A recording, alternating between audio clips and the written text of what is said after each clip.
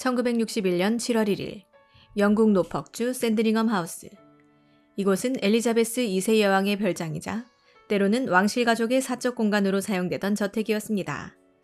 이곳에서 태어난 한 여자아이는 머지않아 전 세계의 사랑을 받고 동시에 가장 외로운 인생을 살아가게 될 인물이었습니다. 그녀의 이름은 다이애나 프랜시스 스펜서, 훗날 웨일스 공비, 그리고 피플스 프린세스로 불리게 될 여성입니다. 어린 다이애나는 세 남매 중 셋째 딸로 태어났습니다. 하지만 그녀의 가정은 이상적인 귀족 가문과는 거리가 멀었습니다. 아버지 존 스펜서와 어머니 프랜시스 로슈는 아들을 기다렸기에 세 번째 딸의 탄생은 양가의 기대에 미치지 못한 것이었습니다. 이는 부부 사이의 갈등을 심화시켰고 두 사람은 결국 다이애나가 6살 되던 해 별거에 들어갔습니다. 다이애나 그녀의 진실에서는 당시 상황을 이렇게 전합니다. 다이애나는 부모의 다툼을 문 뒤에 숨어서 지켜봤고 어머니가 다른 남자와 떠나는 장면을 두 눈으로 목격했다고 말입니다. 이 경험은 그녀에게 커다란 상처를 남겼고 평생을 따라다니는 불안과 외로움의 씨앗이 되었습니다. 이후 양육권 소송 끝에 아버지에게 돌아간 다이애나는 계모 레인과 함께 살아야 했습니다. 하지만 레인과의 관계는 냉랭했습니다. 스펜서 자녀들은 그녀를 산성비라 부르며 멀리했고 훗날 레인이 저택에서 쫓겨날 때조차 짐 하나 챙기지 못하게 할 정도로 증오가 깊었습니다. 1975년 할아버지 엘버트 스펜서가 사망하면서 아버지 존 스펜서는 백작자기를 물려받고 다이애나는 본격적인 귀족 가문의 영예가 되었습니다. 이 무렵 그녀는 리들스워스 홀과 켄트의 웨스트히스 여학교에 다니며 조용한 학창시절을 보냈습니다. 당시 다이애나는 발레와 피아노를 좋아했고 수영과 테니스에도 소질이 있었습니다. 몰래 무도회장을 차지해 몇 시간씩 춤을 추곤 했다는 일화는 그녀의 자유롭고 낭만적인 기질을 보여주는 대목입니다. 친구들 사이에서는 늘 장난기 많고 웃음을 주는 존재였지만 한편으로는 왕자님과의 운명적인 사랑을 꿈꾸는 감수성 깊은 아이였습니다. 그러나 그녀의 성적은 형편없었습니다. 중등 졸업시험에서 2차례 낙제한 끝에 학교를 중퇴했기에 결과적으로 초등학교 졸업에 가까운 수준이었습니다. 이로 인해 명문대를 졸업한 남매들 사이에서 열등감을 느꼈고 이후 대외 활동에서도 늘 학벌 콤플렉스를 안고 살아가게 됩니다. 하지만 그녀는 아이들을 좋아했고 유치원 보조교사로서 시간을 보내며 보람을 느꼈습니다. 버킹엄 궁의 그림자에서 당시 유치원 관계자는 다이애나는 아이들에게 진심으로 애정을 느끼는 사람이었다고 회고했습니다. 왕세자비가 되기 전까지의 짧은 자유는 어쩌면 그녀 인생의 가장 평화로운 시기였는지도 모릅니다. 다이애나는 어릴 적 찰스 왕세자의 동생 앤드루 왕자와 소꿉친구였으며 찰스와는 스치듯 몇 번 마주친 인연이 있었습니다. 하지만 둘이 본격적으로 관계를 맺게 된 것은 1977년 다이애나가 16살이 되던 해였습니다. 원래 찰스의 신부감 후보는 그녀의 언니 사라였지만 언론에 엘리자베스 2세와 찰스를 험담한 기사가 보도되면서 신뢰를 잃고 제외되었습니다. 그로부터 3년 후 다이애나와 찰스는 다시 만나게 되었고 찰스는 그녀의 순수함과 따뜻한 인상에 매료되었습니다. 그리고 단 12번의 만남 끝에 1981년 2월 24일 왕실은 두 사람의 약혼을 공식 발표합니다. 이 순간 다이애나는 아직 자신이 어떤 세계로 들어가게 될지를 알지 못했습니다. 그저 귀족 여성으로서의 의무이자 로맨스 소설 속 사랑을 실현하는 것이라 믿었을 뿐입니다. 그러나 약혼 기자회견에서 진행자가 두 분은 사랑하시나요? 라고 묻자 다이애나는 당연하다는 듯 물론이죠 라고 답했습니다. 하지만 찰스는 이렇게 말했습니다. 사랑이란 게 뭘 의미하든 말이죠. 이 말은 이후 다이애나의 비극적인 결혼 생활을 암시하는 유명한 대사로 남았습니다. 1981년 7월 29일 전 세계 7억 명의 사람들이 TV 앞에 앉아 지켜본 세기의 결혼식. 런던 세인트폴 대성당에서 열린 이 결혼식은 왕실의 화려함과 다이애나의 신데렐라 같은 인생의 절정을 상징했습니다.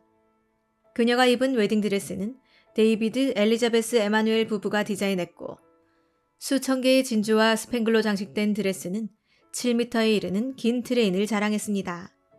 그러나 드레스의 실크 테피터 재질은 마차에서 내려오며 구겨졌고 디자이너들이 손으로 주름을 펴주는 장면이 결혼식 영상에도 포착되었습니다.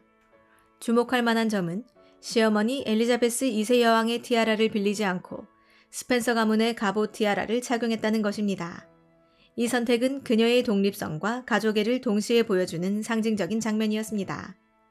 BBC 로열 웨딩 특집에 따르면 당시 다이애나는 엘리자베스 여왕의 러버즈낫 티아라가 너무 무거워 두통을 유발한다며 고사했다고 전해집니다. 왕세자비가 된 다이애나는 곧바로 세계적인 인물이 되었습니다.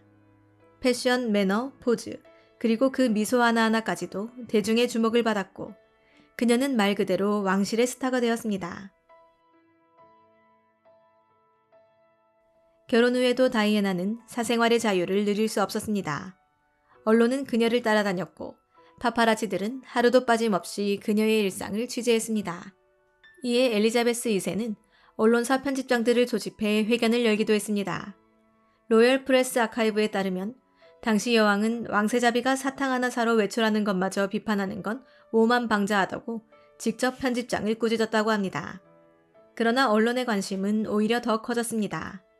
다이애나는 20세기 전체를 통틀어 가장 많은 사진이 찍힌 여성으로 기록되었으며 언론은 그녀를 영국 왕실의 진짜 보석으로 묘사했습니다. 하지만 이 모든 것은 남편 찰스에게 깊은 질투심을 유발했습니다. 다이애나와 함께 공식 행사에 나설 때마다 사람들은 찰스보다 다이애나에게 더 열광했고 결국 찰스는 나는 다이애나 왕세자비를 수행하는 사람입니다라며 자조적인 농담을 던지기도 했습니다. 그러나 그 안에는 씁쓸한 질투와 불만이 숨어 있었던 것으로 보입니다. 다이애나는 세기의 결혼식을 올리고 웨일스 공비가 되었지만 그 화려한 직책과 주목 뒤에는 깊은 우울과 고립이 있었습니다. 결혼 생활은 결코 순탄하지 않았습니다. 찰스 왕세자의 내연 관계가 계속되었기 때문입니다. 왕세자비로서 공식적인 일정에 참여하며 미소 짓는 그녀의 모습 뒤에는 자신이 환영받지 못한다는 자각이 점점 뚜렷해졌습니다. 다이애나 그녀의 이야기에는 그녀의 이런 고백이 담겨 있습니다. 나는 찰스가 카밀라를 사랑한다는 걸 결혼식 전날에도 알았어요. 하지만 이미 모든 게 정해져 있었죠. 다이애나는 왕실 내에서도 이질적인 존재로 여겨졌습니다. 감정을 솔직하게 표현하는 그녀의 성향은 감정 절제를 미덕으로 여기는 왕실과 충돌했고 갈수록 고립되었습니다. 시어머니 엘리자베스 2세와의 관계는 무미건조했고 유일하게 시아버지 필립 공이 그녀의 말을 들어주려 했다고 전해집니다. 그러나 그 역시 실질적인 지원까지는 이어지지 않았습니다. 결국 다이애나는 거식증, 폭식증, 공황발작 등으로 고통받았습니다. 한밤중에 홀로 병원을 찾기도 했으며 다이애나 스스로 뇌가 부서지는 소리가 들렸다고 회고할 정도였습니다. 그녀는 찰스에게 도움을 청했지만 그는 너는 너무 감정적이야 라며 외면했습니다. 그러나 다이애나는 두 아들을 낳으며 삶의 새로운 의미를 발견합니다. 1982년 윌리엄, 1984년 해리 왕자를 출산하며 그녀는 왕세자비보다 어머니로서의 정체성을 더 강하게 느꼈습니다. 다이애나는 아이들을 왕실의 전통에서 벗어나 평범하게 키우고자 했습니다. 아기일 때도 유모에게 전적으로 맡기지 않고 직접 돌보려 했고 아이들의 유치원, 병원, 놀이장소를 스스로 고르기도 했습니다. 로열 패밀리 인사이드에 따르면 다이애나는 왕실 반대에도 불구하고 윌리엄의 첫 유치원 등원길에 직접 동행하며 손을 잡고 걸었습니다. 그녀는 말했습니다. 나는 아들들이 어릴 때부터 감정을 표현할 줄 아는 아이들로 자라길 바랬어요. 왕관보다 따뜻함이 더 중요하다는 걸 알게 해주고 싶었죠. 그녀의 육아 방식은 당시 보수적인 왕실 내에서 무례하다는 평가도 받았지만 세월이 흐르며 다이애나의 방식은 새로운 왕실의 모델이 되었습니다. 윌리엄과 해리 모두 어머니의 방식대로 성장하며 인간적인 왕족의 이미지를 만들게 된 것입니다. 1990년대 초반 다이애나는 더는 침묵하지 않기로 결심합니다. 1992년 앤드루 모턴을 통해 출간된 다이애나 그녀의 이야기는 사실상 왕실을 향한 고발장이었습니다.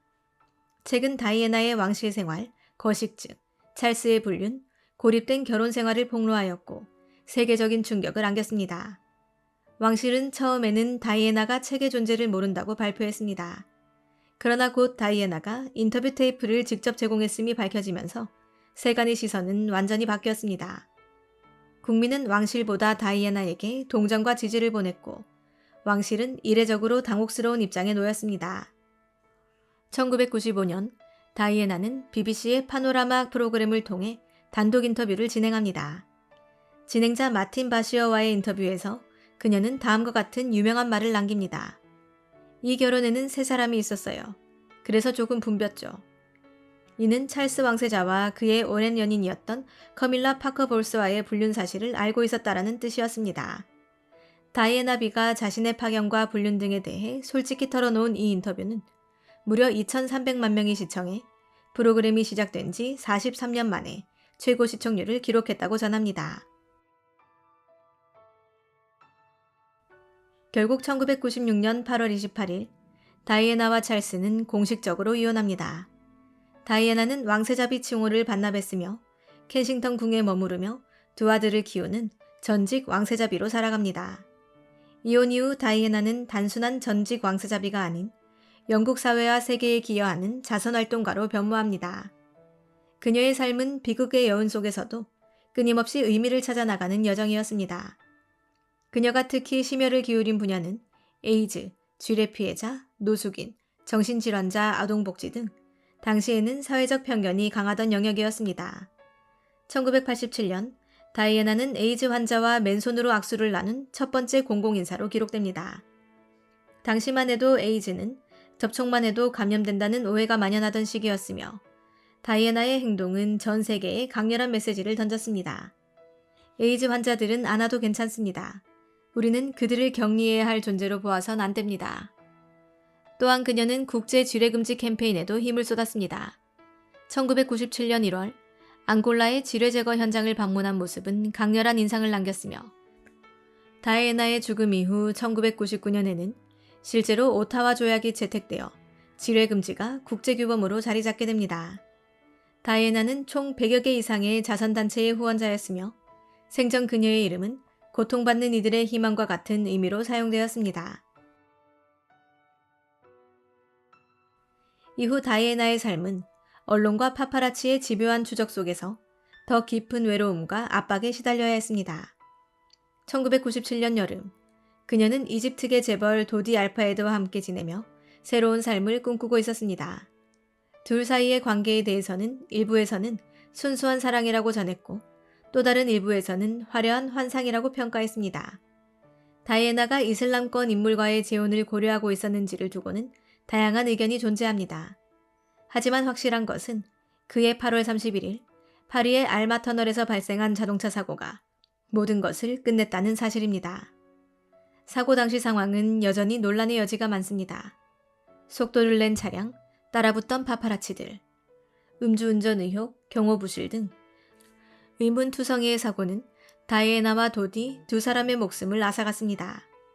다이애나의 사망은 전 세계를 충격에 빠뜨렸습니다. 1997년 9월 6일 그녀의 장례식은 버킹엄궁 앞에 수백만 명의 인파가 모여들며 진행되었습니다. 영국 여왕은 언론과 국민의 비판을 받으며 결국 조의를 표하는 대국민 담화를 발표합니다. 그리고 그 장례식에서 다이애나의 남동생 찰스 스펜서 백작은 이렇게 연설합니다.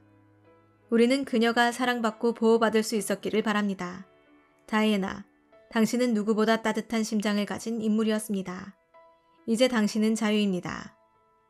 엘튼 존은 이 장례식에서 고 다이애나를 위해 개사한 캔들 인 더 윈드를 불렀고 이는 수천만 장이 팔린 역사상 가장 많은 판매량을 기록한 추모 음반이 되었습니다. 왕실은 다이애나를 충분히 보호하지 못했습니다. 그러나 국민은 끝까지 그녀를 기억했습니다. 다이애나가 보여준 따뜻함, 공감, 그리고 인간적인 아픔은 왕실의 전통적 이미지와는 완전히 달랐고 그것이 바로 그녀가 피플스 프린세스로 불리는 이유였습니다. 다이애나가 세상을 떠난 후 런던 버킹엄궁 앞은 조화와 촛불, 추모 메시지로 가득 찼습니다. 꽃다발의 높이는 어른키를 훌쩍 넘었고 매일 수십만 명이 찾아와 그녀를 애도했습니다. 이례적인 장면 앞에서 언론조차 영국이 울고 있다고 표현했습니다. 이후 해마다 그녀의 생일이나 사망일에는 다양한 방식의 추모가 이어졌으며 그녀의 이야기를 다룬 영화, 드라마, 다큐멘터리도 끊임없이 제작되었습니다. 다이애나 스펜서의 삶은 단순한 개인사나 왕실 비극으로 정리되기 어렵습니다. 그녀는 여성으로서, 어머니로서, 시대의 아이콘으로서 새로운 역할 모델을 창조했고 영국 왕실 내부의 폐쇄성과 위선에 정면으로 맞섰습니다. 그녀의 죽음은 왕실을 변화시킨 결정적인 계기가 되었습니다. 국민 앞에 감정을 드러내지 않던 여왕은 처음으로 공감의 언어를 사용해야 했고 왕실은 그 이후 대중과의 소통 방식 자체를 바꾸게 되었습니다. 영국 사회는 왕족도 비판과 감시의 대상이 될 수 있음을 자각했고 다이애나 이후의 왕실은 더 이상 이전처럼 신성시되지 않게 됩니다. 하지만 그 변화는 아직 완성되지 않았습니다. 현재까지도 영국 왕실 내 여성에 대한 이중잣대, 언론의 사생활 침해, 감정 억제의 문화는 완전히 사라지지 않고 있습니다.